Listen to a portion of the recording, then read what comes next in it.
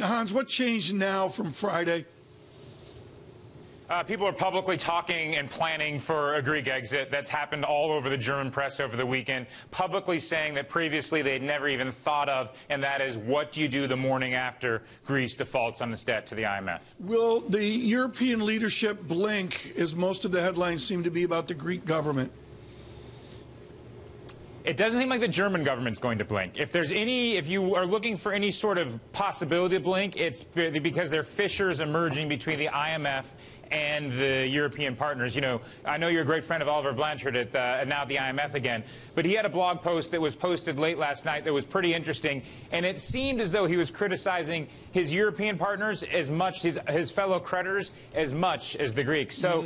You could maybe see some fissures there, but I mean, what's kind of clear about this morning is that we're basically in a schoolyard. They're schoolyard taunts. Both sides are saying, you get realistic, no, you get realistic.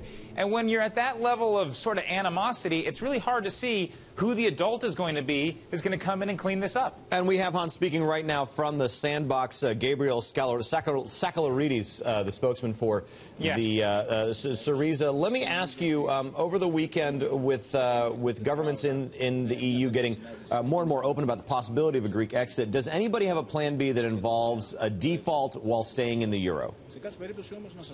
Yeah, right. I mean, that's one way. I mean, the question is, when do you default, right? Do you default on July 1 when you don't pay your bills to the IMF, or do you default later in July when you have to pay the ECB?